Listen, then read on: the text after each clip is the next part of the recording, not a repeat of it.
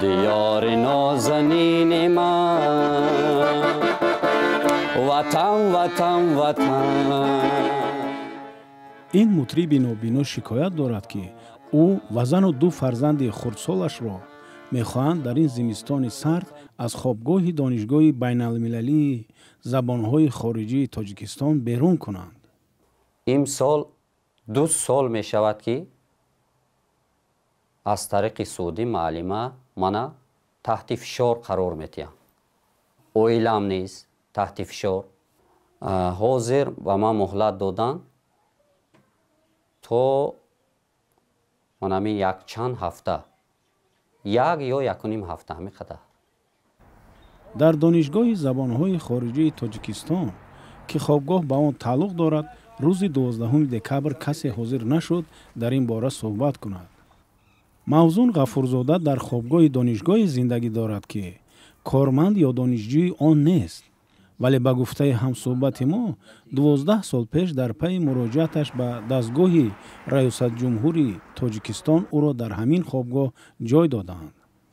ما با رکتورایی که آن وقت سری وظیفه بودن همدیگر فهمی داشتیم.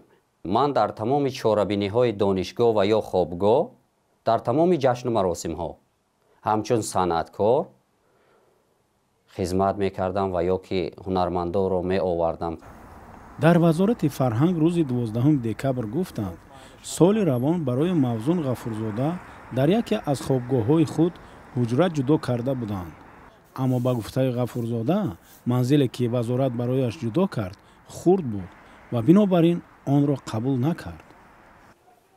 اما خانه‌ای که به من پیشنهاد کردن حاجت خانه و یا وانه ندارد. من که صنعتکار هستم، اسباب‌های موسیقی دارم و یا با همین قدر بار و بخچه در یک خانه 3 به 3 و یا آن هم وانه و حاجت خانه ندارد. تا کجا امکان دارد که من در اونجا رفته زندگی کنم؟ غفورزاده حالا میخواهد به او امکان دهند که تا تابستان در خوابگاه بماند.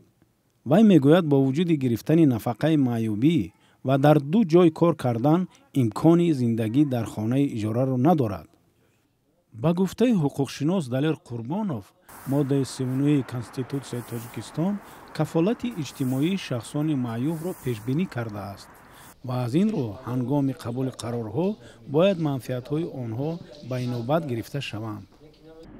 در بسیاری از کشورها از جمله کشورهای اروپا کوچانیدن در فصل زمستان منع است. گرچنده در قانونگذاری تاجیکستان چنین مقررات وجود ندارد، پرینسیپ‌های انساندوستی و حفظ اجتماعی باید رعایت شوند. جامعه شناس بهرو نصورова میگوید قشری که دارای امکانیت‌های محدود میباشد همیشه به دستگیری نیاز دارد، چون به گفته نصورova نیازهای این قشر نسبت به آدمان سالم بیشتر است. چنین گروه آدمان بیشتر حساس هستند. با اینها کمتر مناسبت درست‌تر کردند. با این گروه کمتر مهربان‌تر بودند در کار تا که آنها در جامعه خودشان شخصی نادرکار احساس نکنند. طبق آمار رسمی در تاجیکستان نزدیک به 160,000 معیوب یا شخصان امکانیتشان محدود ثبت شده است. وکالتدار حقوق انسان یا خود امبودسمن تاجیکستان سال گذشته در گزارش گفته بود که معیوبان در کشور با مانع و دشواری‌های زیاد روبروند. با خاک توست کشت من